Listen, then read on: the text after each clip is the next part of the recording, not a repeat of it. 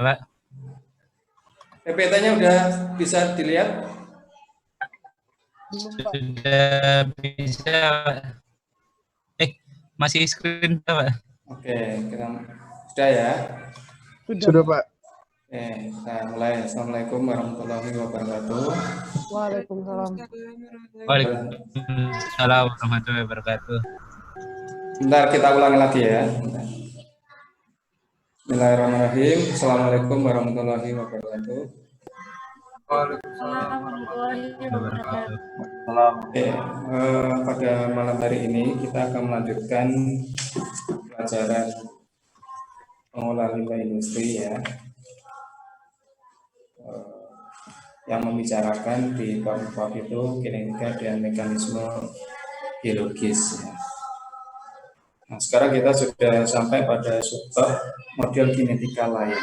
Jadi yang di pertemuan sebelumnya itu kita sudah membicarakan terkait dengan deskripsi dari reaksi kimia, kemudian enzim sebagai katalis biologis, mekanisme di dalam reaksi biologis, kemudian bagaimana pertumbuhan di dalam reaktor, pertumbuhan biologis di dalam reaktor,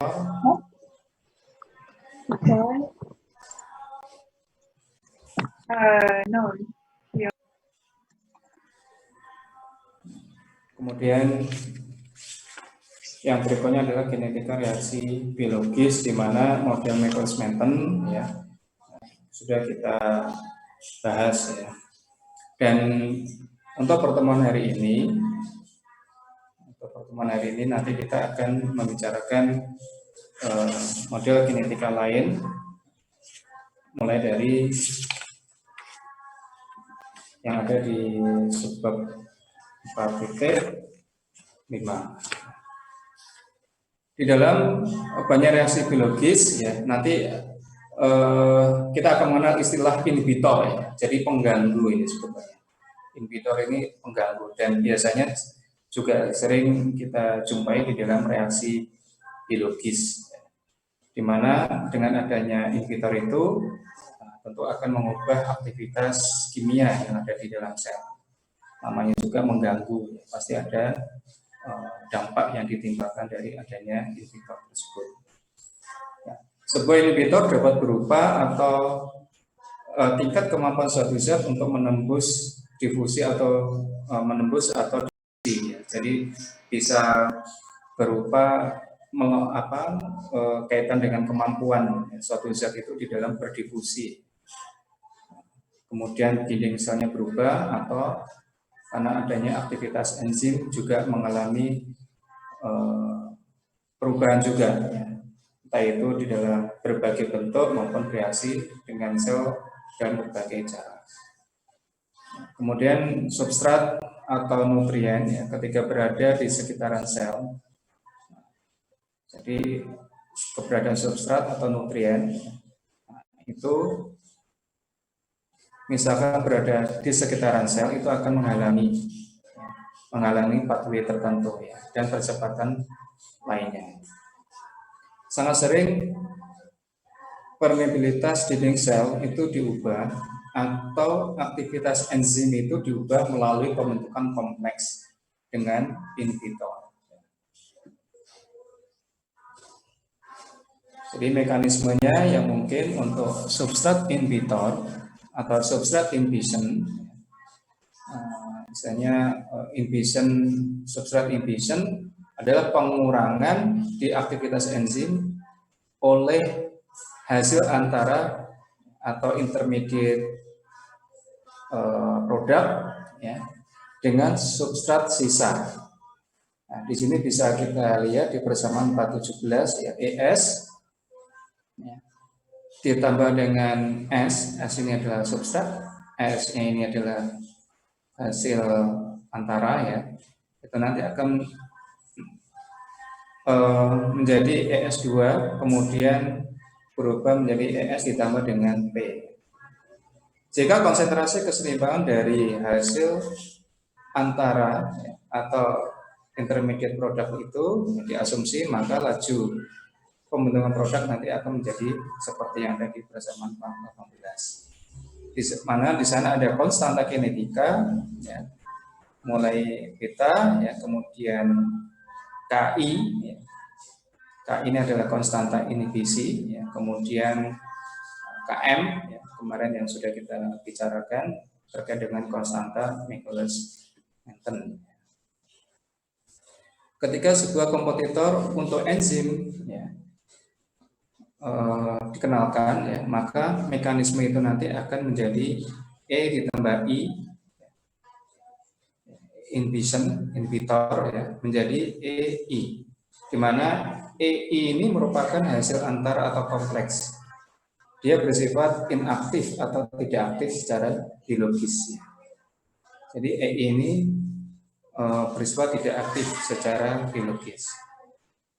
Jika konsentrasi kesetimbangan dari kompleks diasumsi, maka laju pembentukan produk menjadi, di sini ada dua kasus, ya. Yang pertama yaitu untuk kasus competitive inhibition, ya. Competitive inhibition. Kemudian yang kedua adalah untuk kasus non competitive inhibition. Untuk competitive inhibition, ya, rate-nya atau lajunya, laju pembentukan produknya tadi itu dP per dt itu seperti di persamaan 420, ya. Sedangkan untuk kasus non competitive inhibition, keberadaan inhibitor di enzim tidak dapat mencegah kompleks dari bereaksi dengan substrat, di mana lajunya nanti mengikuti di persamaan 421. Nanti silakan dicek sendiri, ya, persamaannya. Nah, di sini akan kita kenalkan apa saja yang termasuk inhibitor, yaitu yang pertama amonia. Di sini adalah terutama amonia bebas NH3.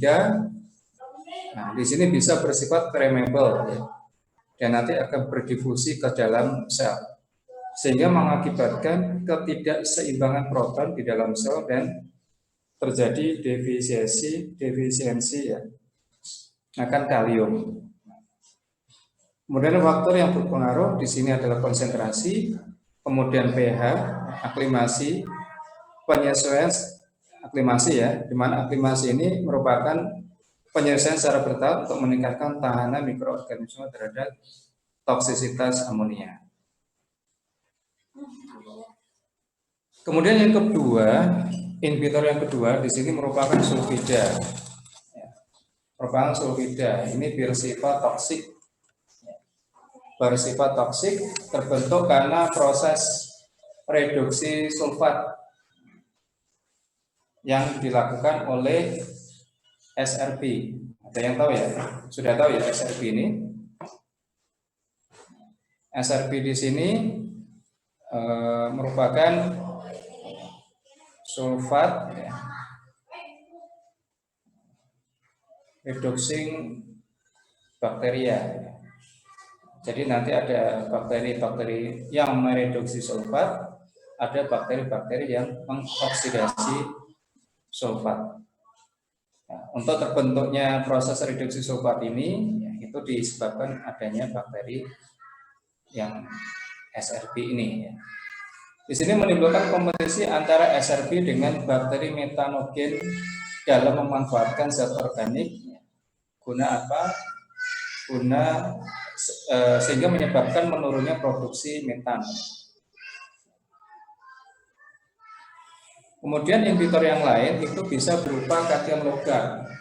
Kation logam contohnya Na+, K+, ya, Mg2+, ya. Ini subscript semua, ya, superscript, ya. Jadi seperti ini superscript maupun yang A-nya. Jika berlebihan akan menghambat dan bersifat toksik. Makanya kenapa kation yang konsentrasinya lebih itu justru nanti akan menjadi inhibitor karena memang sifatnya yang toksik.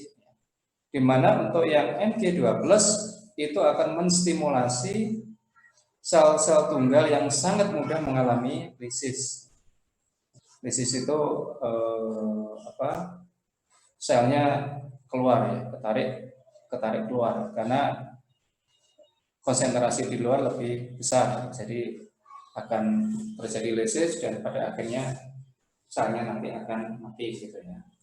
Kemudian yang CA ini nanti akan menimbulkan scaling. Kemudian inhibitor yang keempat adalah berupa logam berat. Di sini bersifat non biodegradable ya, dan bersifat toksik. Jadi keberadaan logam berat itu adalah sebagai penghambat. Makanya kenapa di dalam penggunaan limbah logam berat ini akan selalu diupayakan mengendap ya, atau terseparasi, terremove gitu ya di awal-awal proses pengolahan air limbah. Biasanya di primary ya, primary treatment, atau bahkan bisa juga di dalam bak ekualisasi ya. Diharapkan sudah ada pengendapan atau berkurang logam-logam berat dengan mengendap di bak ekualisasi. Kemudian yang berikutnya adalah zat organik. Ya, zat organik di sini dapat melekat pada permukaan sludge. Jadi zat organik itu bisa melekat pada permukaan sludge. Jadi permukaan sludge ini ya bakteri itu tadi ya. Jadi melekat. Kalau melekat dia akan menimbulkan atau mengakibatkan akumulasi di dalam reaktor. Nah, ini saya ambilkan dari publikasinya Chen dan kawan-kawan pada tahun 2018. Kapanpun inhibisi ada, maka laju pembentukan produk mengalami penurunan ya, karena adanya penghambat tadi itu ya. Karena konsentrasi yang lebih rendah dari kompleks substrat enzimnya, dari substrat ES-nya, enzim substrat. Secara matematis, kondisi konsentrasi lebih rendah ini disebabkan oleh penambahan banyak istilah yang tadi itu kalau dilihat yang ada di lajunya yang ada di bagian penyebutnya ya. Persamaan laju yang diusulkan lainnya merupakan variasi dari monod ya, dari persamaan monod tadi itu. Kemudian banyak contoh meliputi bentuk-bentuk di mana bakteri terdispersi dan bakteri terflokulasi mempunyai konstanta monod sendiri dan memiliki hubungan antara pemangsa predator di mana ada rantai makanan dengan genetika monod. Ya.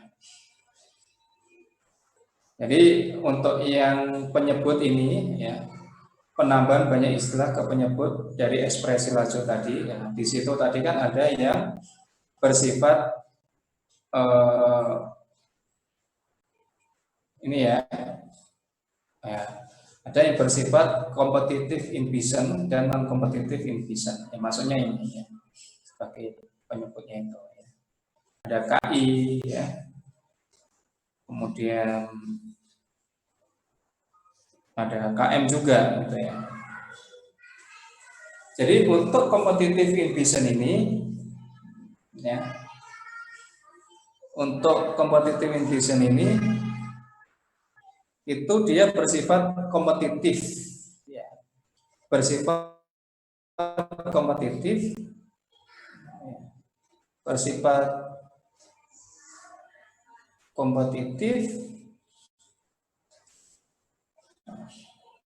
terhadap enzim yang akan bereaksi. Enzim yang akan bereaksi gitu ya. Kemudian untuk yang non competitive inhibition ya, berarti dia memang bersifat non kompetitif, tidak kompetitif ya. Jadi kompetitif itu dulu-duluan ya, berkompetisi ya. Jadi inhibitornya ya, inhibitornya itu dulu-duluan ya. Dulu-duluan apa? Dulu-duluan menempel di sisi aktifnya si enzim ya. Kalau kita nah, di situ ada sisi aktif ya. Sisi aktif. Kalau yang menempel di dalam sisi aktifnya enzim itu adalah inhibitor, ya, maka substratnya itu sudah nggak bisa menempel kan gitu ya. Berarti itu nanti dengan tidak menempelnya substrat di enzim ya tentu akan merubah produk atau merubah hasil yang ada ya. Itu lajunya juga akan mengalami perubahan. Kalau yang di sana tadi itu dengan adanya inhibitor dia nanti akan mengganggu di pathway-nya. Ya.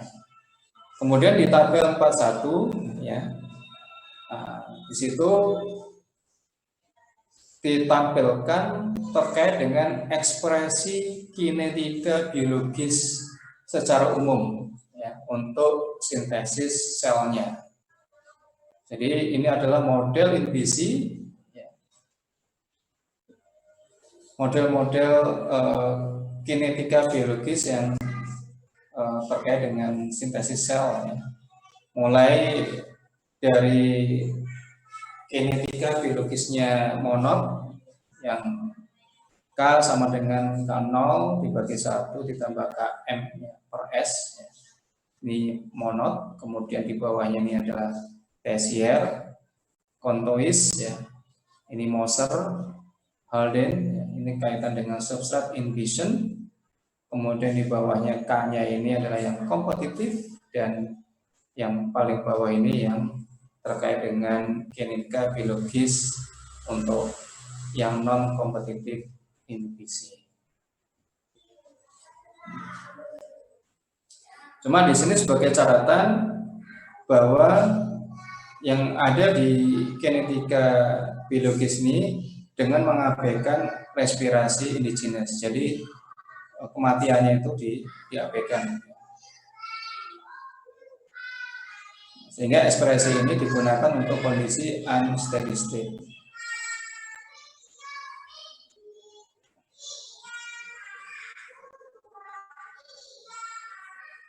Kemudian konstanta kinetika dari reaktor batch, ya, dari reaktor batch. Ekspresi kinetika ya, terdiri dari konstanta yang harus dievaluasi dengan memplot ekspresi tersebut ke data eksperimen dari reaktor biologis dengan menggunakan ukuran substrat, ya, mulai BOD, COD maupun TOC. Karena reaktor batch merupakan sistem unsteady state, maka konsentrasi substrat harus dianalisa dengan basis semi-kontinu atau kontinu.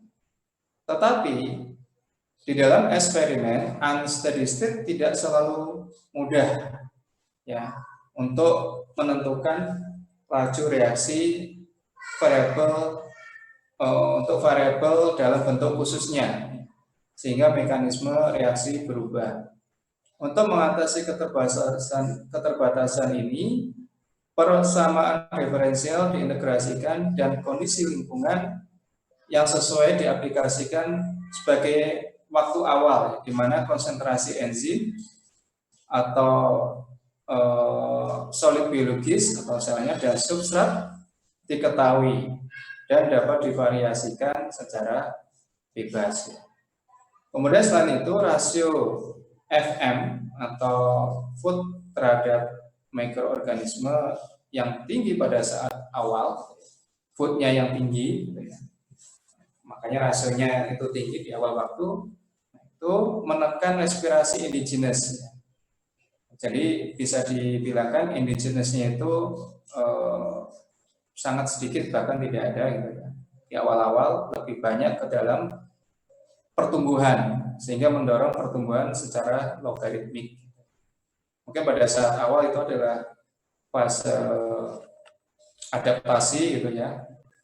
Tapi setelah itu dia akan memasuki log phase atau logaritmik fase.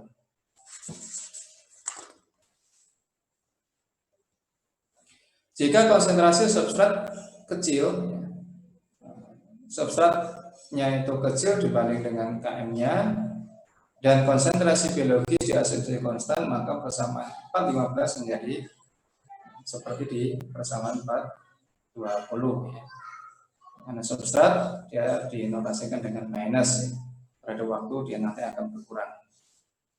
Kemudian diintegrasikan, sisi kanan kirinya diintegrasikan nanti menjadi seperti 423, di mana S0 ya dan X0 ini itu merupakan konsentrasi substrat ya. S0-nya substrat, X0-nya ini adalah sel awal atau biomasa pada saat awal.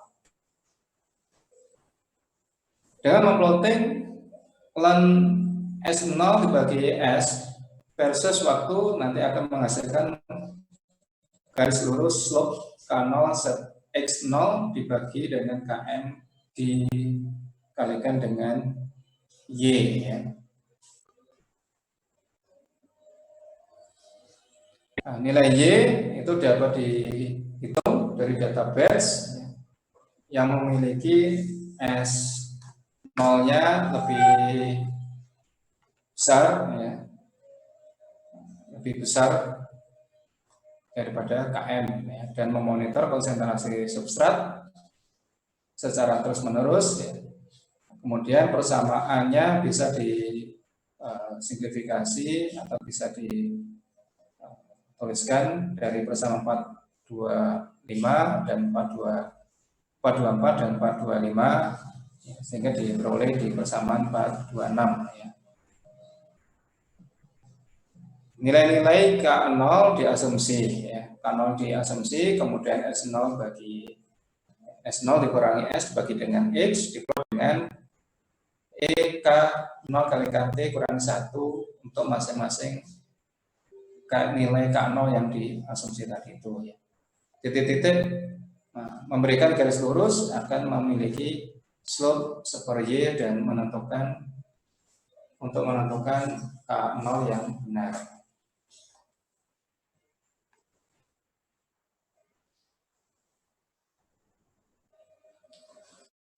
Jika konsentrasi substrat adalah moderat, S0 equal dengan M, kemudian general rate-nya seperti 415, kemudian diintegrasikan sehingga didapatkan 427. Cukup banyak model yang dapat digunakan untuk menentukan data-data konstanta reaksi. Kalau ditanya data-data konstanta reaksi, yaitu mulai Km, kemudian konot ya, kemudian KD, ini kaitan dengan decay, jadi kerusakan ya, K0 dan Y, ini merupakan kinetikanya ya. Antara lain dengan menggunakan model Gibbs dan Marlar. Gibbs dan Marlar telah mengembangkan dengan cara di trial ya, dan trial and error ya, untuk menentukan konstanta kinetikanya. Jadi nanti di trial yang menunjukkan garis yang lurus, nah itu yang dianggap kinetika yang konstanta kinetika yang sesuai gitu ya. Jadi untuk yang model Marlar ini, Gibbs and Marlar ini sebetulnya ditunjukkan di example 41. Jadi nanti di di trial ya, di trial untuk A-nya gitu ya, untuk A-nya di trial sehingga nanti titik-titik tadi itu titik-titik yang menunjukkan garis lurus ya, cenderung lebih lurus atau garis lurus nanti itu sebagai penyelesaiannya. Jadi nanti ya dimasukkan di trial ya. Dengan mengintegrasikan persamaan 427 untuk KD sama dengan 0 sehingga diperoleh persamaan 428. Nah ini yang di trial nanti A-nya gitu ya. Bisa nanti kalau mengacu di 41 itu nanti yang di trial A-nya langsung.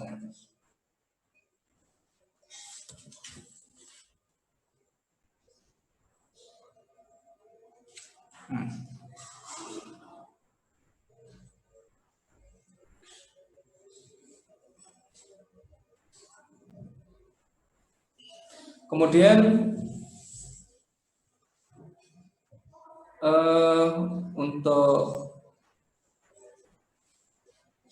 ya ini ya, konstanta kinetika dapat dihitung dengan menggunakan nilai ABC dari garis lurus terbalik. Garis lurus terbalik. Nah, nanti untuk K0 B dibagi C dikurangi 1, KM-nya adalah 1/A ditambah S0 dibagi dengan C min 1, Y-nya adalah A dikalikan X0.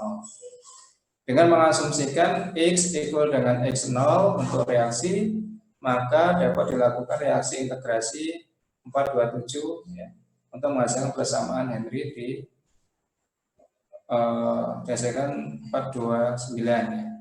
Dengan menggunakan metode grafik yang sesuai untuk menguji dari persamaan 429 ya, dengan memplotkan seperti ini, diplotkan dengan ln S per S seperti ln S per S diplotkan dengan S kuadrat S kurangi S0 ya dibagi dengan T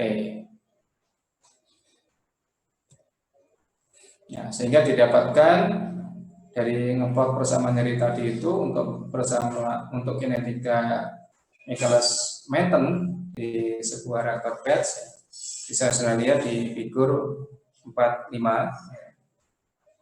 Jadi di sana nanti didapatkan garis lurus seperti ini ya, di mana nanti yang ini adalah K0 X0 per Y, kemudian yang di sini itu adalah K0 X0 Y per KM, dan ini merupakan slope-nya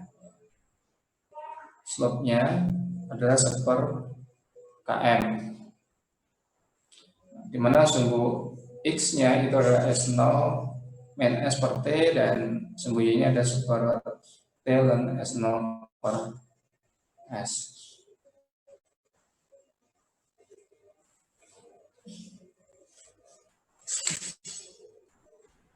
Oke, nanti untuk example 4 strip 1 ya, untuk kinetika batch itu nanti silakan dikerjakan ya secara kelompok ya. Itu jadi sebagai tugas ya. Jadi dari example 41 intinya di sana diminta untuk mengestimasi nilai dari K0 dan KM dengan menggunakan metode Get and Marlar. Jadi nanti mengacu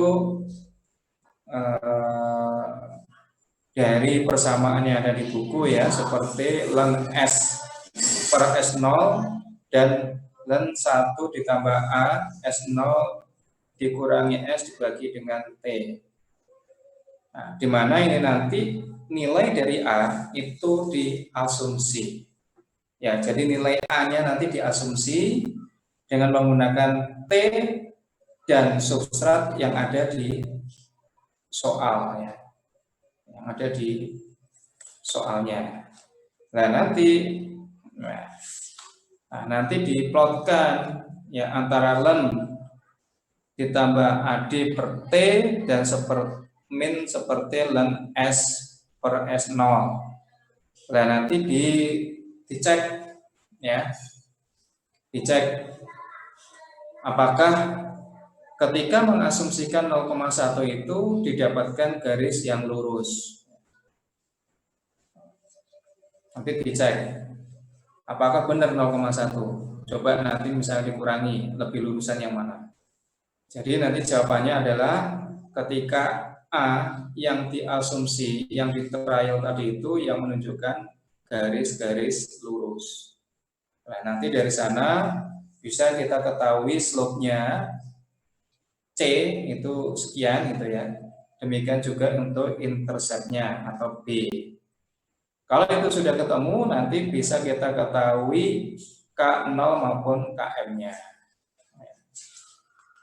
K0 maupun KM-nya.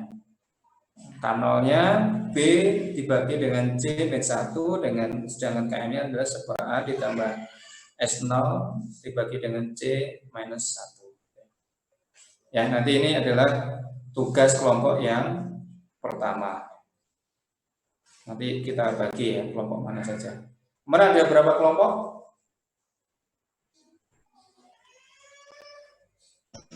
Sebentar Pak, dicek dulu Pak. 9.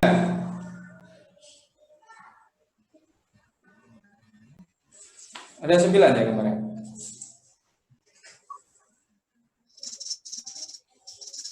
Sebentar Pak, masih dicek. Ya Pak.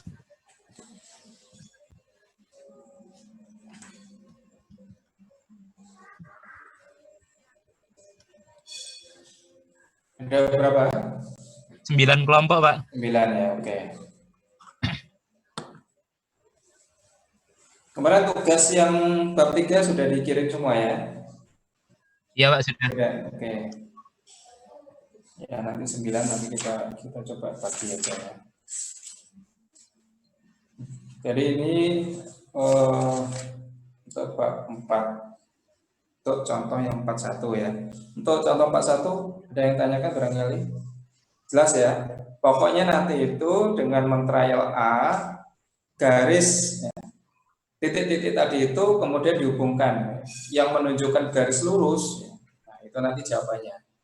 Kalau yang dibukukan 0,1, nanti silakan dicek apakah benar 0,1 itu nanti yang menunjukkan garis lurus. Ya.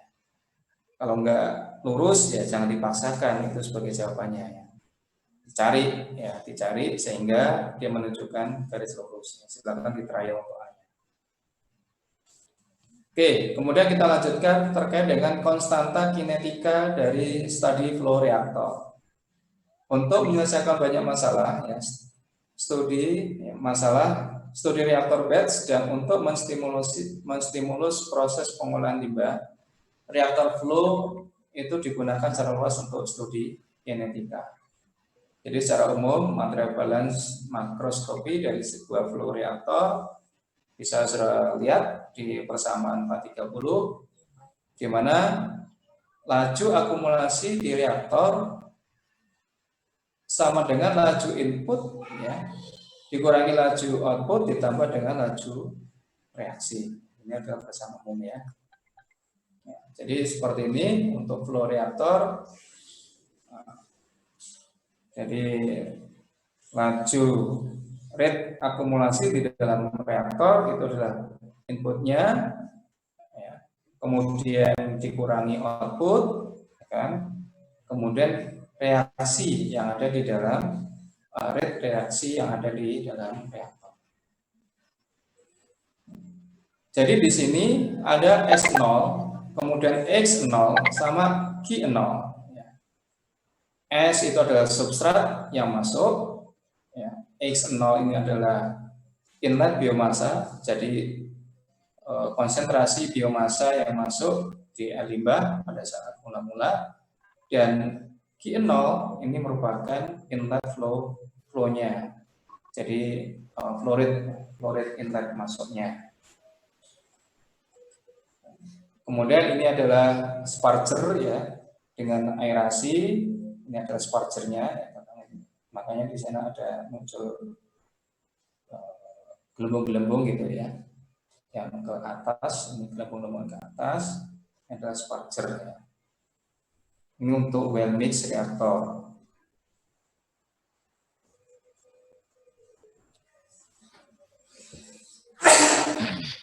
Ya. Kemudian untuk aliran keluarnya di sana S, X, dan X0. Kenapa X0-nya notasinya sama? Namanya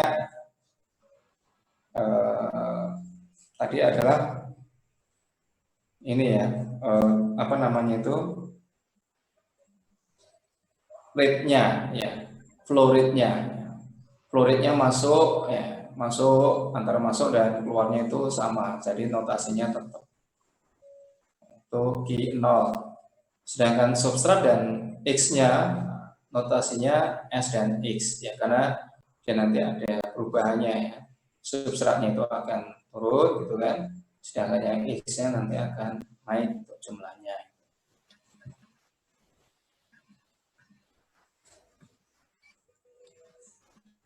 Kemudian untuk material balance, biomasa dan substrat masing-masing, biomasanya adalah dinotasikan dengan dx per dt ya, biomasa, sedangkan substratnya adalah ds per dt ya. Nanti dikalikan dengan volume. Ya. Dikalikan dengan volume atau notasinya di sini adalah V besar. Untuk persamaan 431 itu nanti mengacu ke rate biomasa pembentukan rate biomasa. Kemudian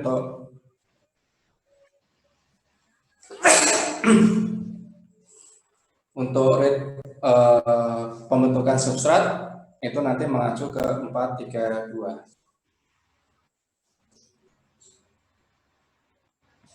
Karena substrat dikonsumsi, maka laju pembentukan substratnya bertanda negatif karena memang berkurang.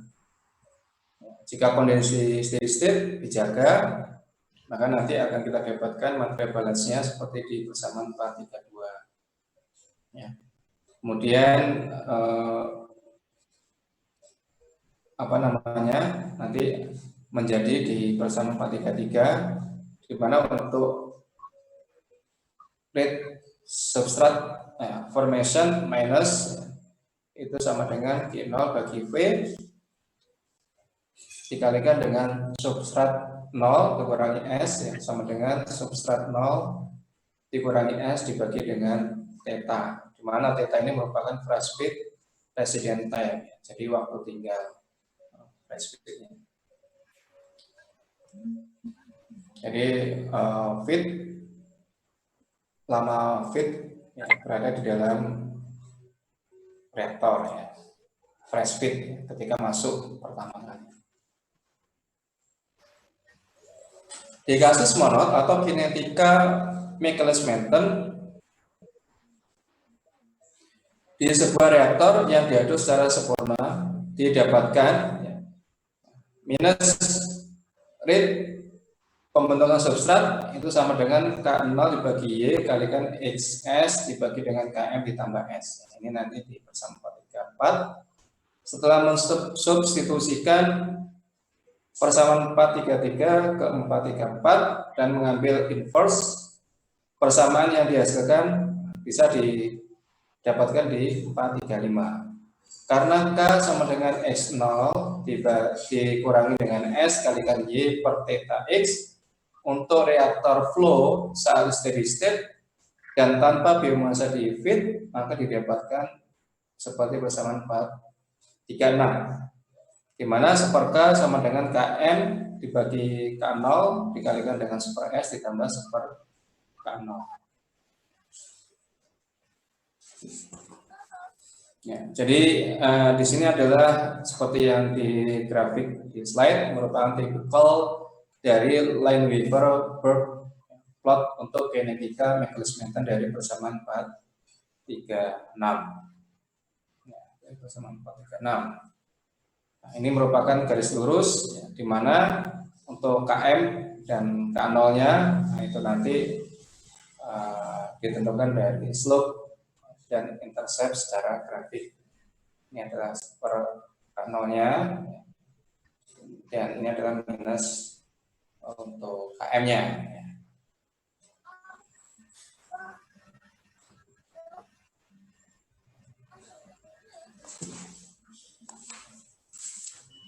Kemudian untuk mengevaluasi koefisien yield pertumbuhan atau Y besar ya, dan koefisien indigenous atau KD, laju untuk konsumsi substrat dan produksi biomasa dihitung pada beberapa resident time saat kondisinya adalah steady state. Jika persamaan 14 ya, 432, 433 dan 434 untuk sebuah reaktor steady state tanpa biomasa yang masuk, maka perhitungan Y dan KD didapatkan persamaan 437 ya, dengan memplotkan S0 ya, dikurangi S dibagi dengan X versus dengan tetanya. Tetanya tadi itu adalah waktu tinggal, resident time ya. Maka akan didapatkan KD ini, KD per Y itu sebagai slope, dan seper Y-nya ini adalah sebagai intercept. Ya.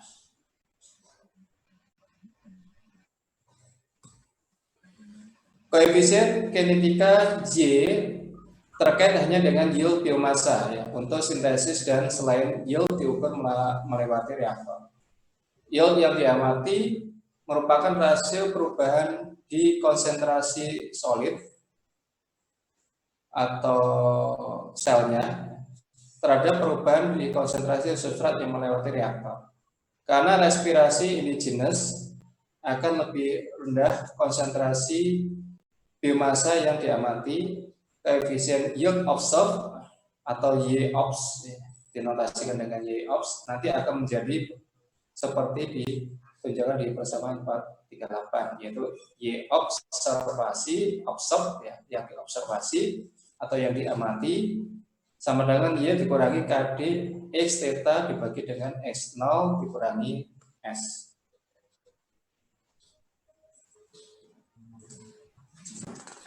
Ketika kinetika NBC digunakan, konstanta ditentukan dari plot line Weaver-Berg ya. Untuk kompetitif inhibitor ya, persamaan 420 menjadi S kurangi S, S0 kurangi S dibagi dengan X kalikan theta sama dengan K0 per Y dibagi K ditambah KM plus S dikalikan dengan 1 ditambah dengan I per KI ya, inhibitor dan konstanta inhibitor. Dengan mengambil inverse kedua sisi dan menyederhanakannya, maka didapatkan seperti di 439. Ini adalah untuk yang kompetitif inhibition-nya. Bagaimana untuk yang non kompetitif inhibition-nya? Nah, nanti dari persamaan 421 untuk yang non kompetitif nanti akan didapatkan seperkanya seperti di 440.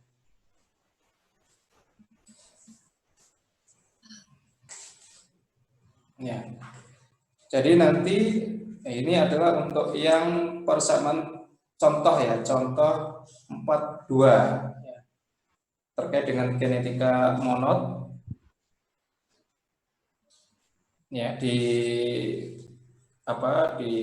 figur 49 di figur 49. Nah, itu nanti silakan dicek ya di figur 49.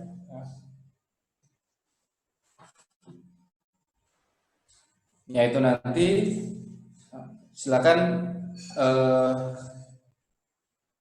mengacu ke sebelumnya, penjelasan sebelumnya, yaitu untuk S0 dikurangi S per X gitu sama dengan KD per Y kalikan dengan theta ditambah seper Y gitu ya, seper Y. Nah, di mana ini nanti itu adalah sebagai sumbu Y gitu kan. Kemudian tetanya ini nanti sebagai sumbu X. Ya. Nah, nanti silakan dicari ulang ya. Apakah sesuai yang di buku, nanti silakan dicek ya. Nah, di sana kan nanti akan ketemu interceptnya atau seper Y-nya itu adalah 2,25 sehingga Y-nya ketemu adalah 0,445. Nanti silakan dicek ya. Nanti akan ketemu slope, KD dan seterusnya. Ini nanti untuk example 4/2 sebagai tugas juga ya. Sekarang kita masuk ke temperatur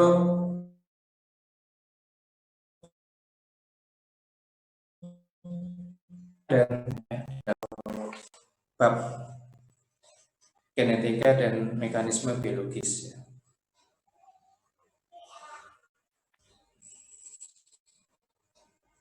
Ya, sampai sini barangkali ada yang tanyakan. Jadi PR-nya itu ya. Kemudian nanti di example 4/3 ya, itu nanti juga sebagai tugas juga ya, 4/3. Jadi kalau dilihat di dalam temperatur, pH dan efek lainnya ini, itu nanti akan berpengaruh juga di dalam kinetika dan mekanisme biologisnya.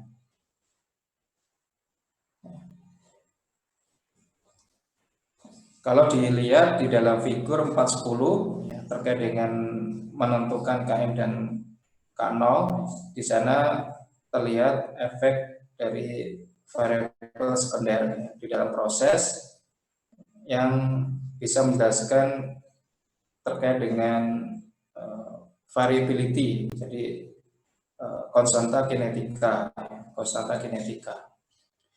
Banyak dari enzim dan bakteri itu memiliki suhu optimum, suhu optimumnya. Kalau termasuk mesofilik ya antara 30-45 biasanya. Cuma di sini kalau ringnya lebih luas atau lebih lebar itu antara 30-80. Jadi misalkan lebih tinggi dari itu, ya, maka bakteri atau enzimnya dia akan inaktif atau akan mati. Ini range-nya agak lebih lebar ya, 30-80. Biasanya di dalam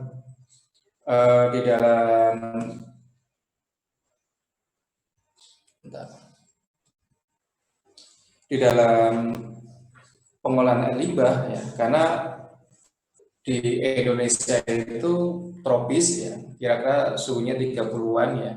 Ya, berarti kita itu lebih banyak memanfaatkan bakteri yang termasuk mesofilik. Jadi mesofilik itu ya tingkat puluhan sampai kira-kira ya 40-45.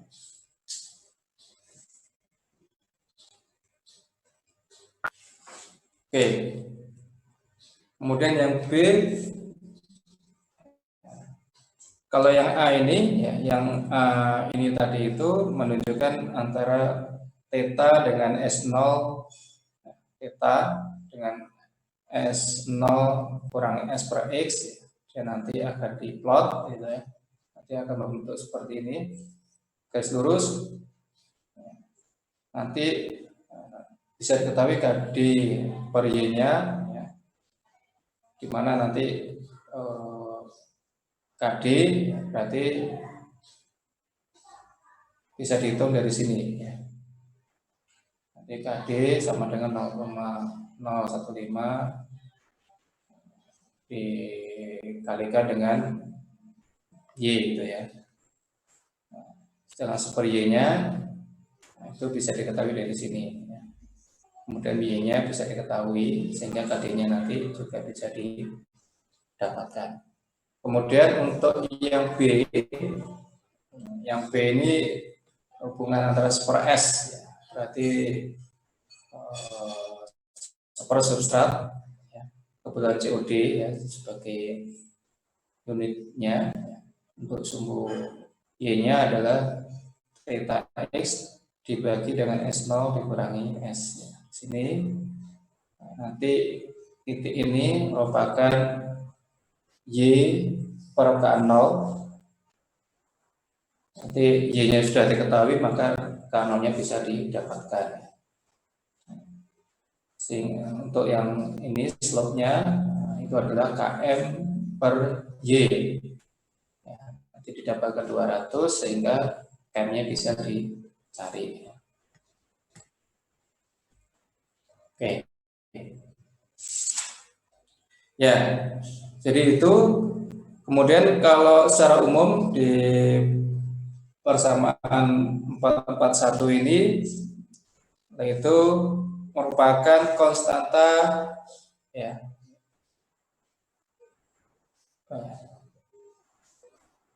Tulisannya jelek ini.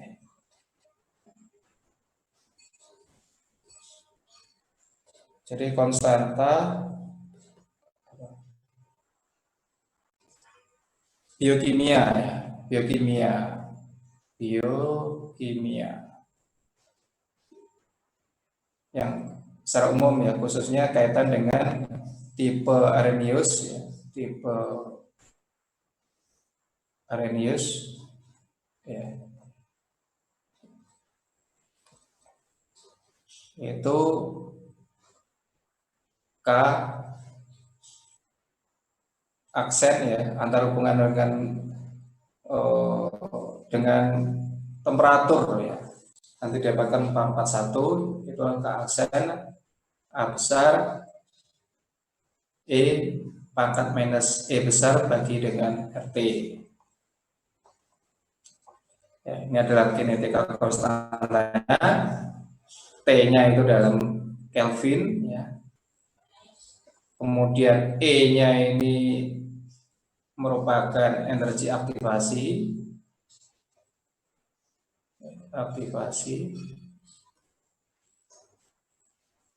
Kemudian R-nya adalah konstanta gas ya, R-nya adalah konstanta gas. Oke. Kemudian untuk yang 442 nah, di sini kaitan dengan K ya, K konstanta kinetika untuk monod, untuk fungsi monod. Jadi fungsi monod nanti itu dicirikan dengan adanya Km ini ya, Km ini ya. Di mana S-nya ini merupakan konsentrasi nitrogen ya, di dalam satuan miligram per liter. Untuk K0-nya ini itu dengan nilai ring 0,4 sampai 0,7 per hari per jam per hour. Untuk KM-nya ini itu ditentukan 1,5 sampai 40 miligram nitrogen per liter. Nah, di mana kedua konstanta ini itu dipengaruhi dengan adanya theta yang ada di reaktor. Ya. Jadi itu kira-kira untuk pengaruh waktu dan pH terkait dengan mekanisme kinetika dan mekanisme biologis.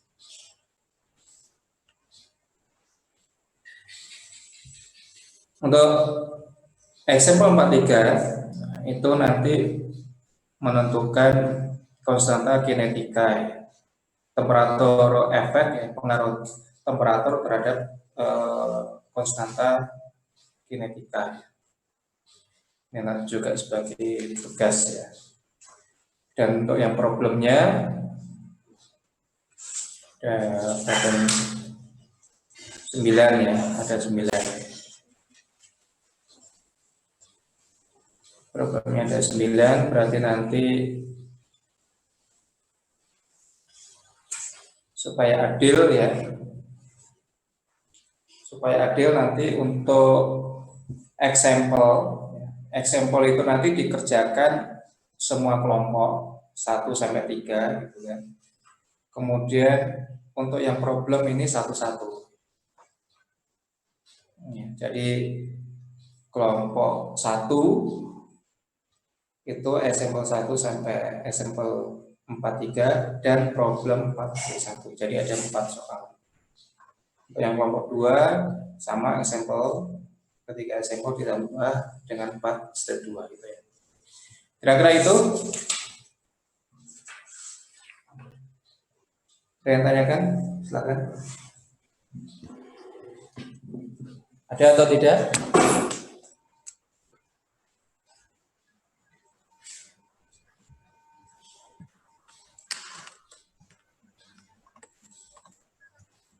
Jadi udah selesai ya untuk materi bab 4. Jadi barangkali nanti pertemuan hari Rabu nanti kita masuk ke chapter 5 ya. 1 minggu cukup ya mengerjakan chapter 4 ya. Cukup, Pak. Ya. Pak. Tugasnya nggak banyak. Hitungannya kan tugasnya cuma satu kelompok itu 1 soal ya. Kalau yang example ini kan tinggal mengkonfirmasi ulang aja apakah hitungan di buku itu sama atau enggak gitu aja. Jadi hati-hati ya, buku ini banyak yang kurang tepat gitu ya untuk contoh soalnya dari awal, mungkin dalam mengkalikan atau apa nanti silakan di cross check ulang.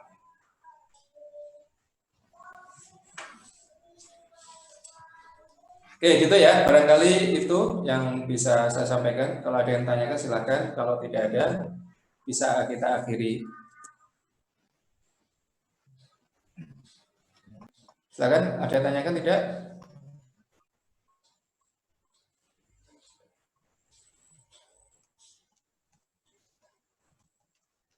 Cukup ya.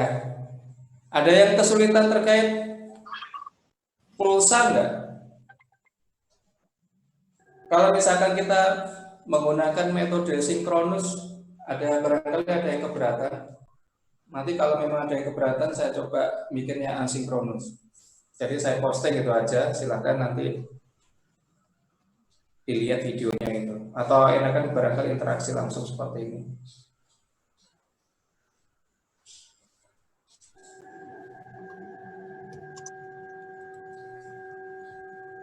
Oke, sinkronus saja ya. Iya, Pak, sinkronus saja, Pak. Jadi kalau ada yang tanyakan silakan langsung ini ya, bisa dikomunikasikan ke saya, langsung diutarakan. Jadi kita tidak perlu lama-lama gitu ya. Pokoknya sudah tersampaikan, nanti ada penugasan, sudah gitu aja ya. Nanti dikumpulkan. Nanti kita barangkali kita nggak tahu nanti gini aja. Penugasannya kan per kelompok ya. Nanti ada sesi sendiri untuk masing-masing kelompok itu menjelaskan terkait dengan tugas yang saya berikan. Jadi nanti berarti pemberian tugas hari ini uploadnya ke Classroom ya, kita Classroom itu berarti minggu depan sebelum materi ya, berarti minggu depan sebelum jam 6 itu ya. Nanti saya buatkan untuk assignment-nya, silahkan di-upload di sana. Oke? Sudah jelas ya? Jelas, Pak. Oh ya, kemarin ada kendala di presensi. Minggu berapa aja?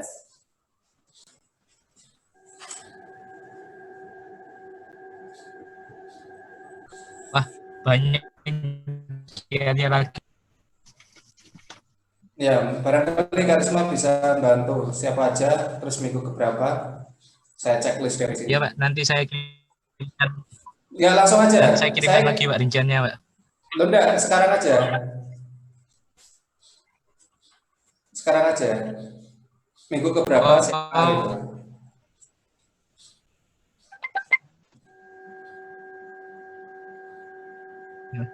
Minggu ya. Pertemuan ke-13, Pak. Urut aja ya, diurut aja. Oh ya, Pak. 13 langsung. 13 berarti pada saat kuis. Asri. Bentar, Ya, kuis.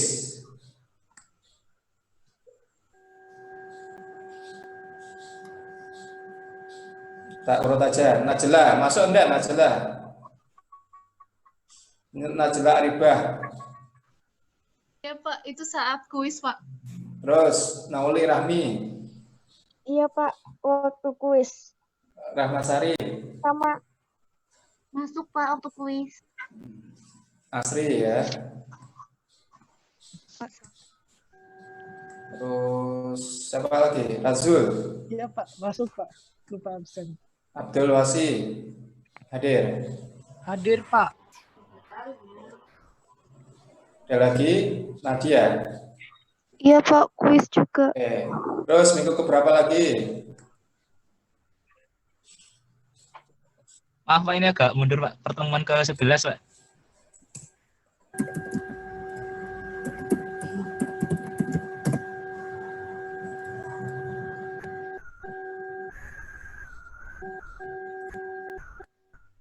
Nah,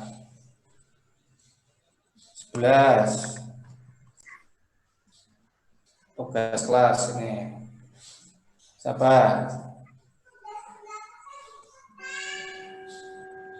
Siapa Karisma? Pertemuan 11 Evan Gradi Pak. Terus Ya Pak. cuma satu orang. Evan Gradi, Dewi Farah, Kevin. Kevin. Terus ada lagi. Pertemuan ke-16 Pak. 16. Ke-16 Asri. Sebentar ya. Iya Pak. Select 16. Satu-satu.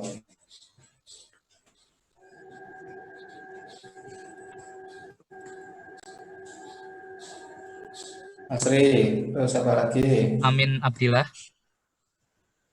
Amin. Asri berkali-kali kenapa Asri? Enggak absen, lupa. Absen Pak. Oh. Terus siapa lagi? Yo. Masuk enggak Yo? Iya Pak. Ya. Terus sudah? Sudah Pak itu. Ya ya. Iya Pak. Oke. Pak. Pak. Ya. Siapa Nadia? Iya, pertemuan 19 saya Pak. 16. Iya, maaf ya Pak. Oke. Ada lagi? Pertemuan ke-18 Pak. Kalau pertama ya nggak bisa, itu udah dari awal itu. Kita masih offline itu. Ada lagi? Pertemuan ke-18 Pak.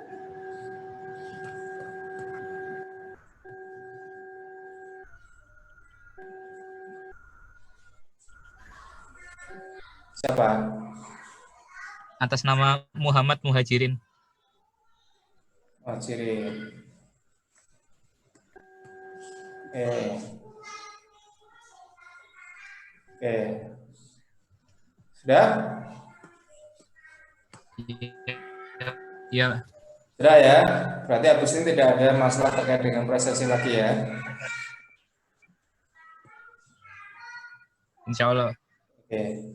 Oke, ada pertanyaan sebelum saya akhiri? Pak, ini sama ini Pak. Kan kelompoknya 9 orang, tapi Ya. di yang terakhir itu ada yang cuma 2 orang Pak. Ini masuk ke kelompok lain atau gimana Pak? Yang lainnya berapa jumlahnya? Yang lainnya sudah 3 Pak. Cuman di kelompok 9 aja yang 2 orang ini. Guys, nggak apa-apa, wes 2 orang ini nggak apa-apa. Ya, nggak apa-apa. Oke Pak. Terima kasih Pak. Mungkin untuk yang untuk chapter membahas chapter 4 sementara nggak apa-apa ya. Yang penting nanti ada nama kelompok, nama mahasiswanya. Oh, iya Pak, iya Pak. Nanti kalau untuk chapter 5 ya, nanti kita lihat lagi ya. Ini kan hitungannya cuma satu kelompok kan satu aja ya penugasannya. Oh, iya Pak. Ya. Nanti jadi disiapkan. Jadi menggunakan apapun saya perbolehkan ya, MATLAB atau Excel atau yang lainnya silakan. Yang penting mudah bagi kalian ya. Ada lagi? Cukup ya? Bapak jawab. Oke, kalau tidak ada untuk pertemuan malam hari ini bisa kita akhiri. Ya. Jangan lupa tetap jaga kesehatan ya. Walaupun mengerjakan tugas, ya, tetap istirahatnya yang cukup, ya. Makanannya jangan sampai berkurang gitu ya. Gizinya maksudnya, kalau makannya banyak tapi gizinya enggak atau kurang ya sama aja. Nanti silakan intinya kalian jaga kondisi tubuh kalian dengan baik gitu ya. Untuk meningkatkan imun ya. Karena virus itu hanya bisa dilawan dengan meningkatkan imun kita. Jangan sampai drop gitu. Kalau drop istirahat aja. Oke, kalau tidak ada bisa kita akhiri untuk pertemuan malam hari ini. Selamat malam. Assalamualaikum warahmatullahi wabarakatuh. Waalaikumsalam warahmatullahi wabarakatuh. Terima kasih, Pak. Terima kasih, Pak.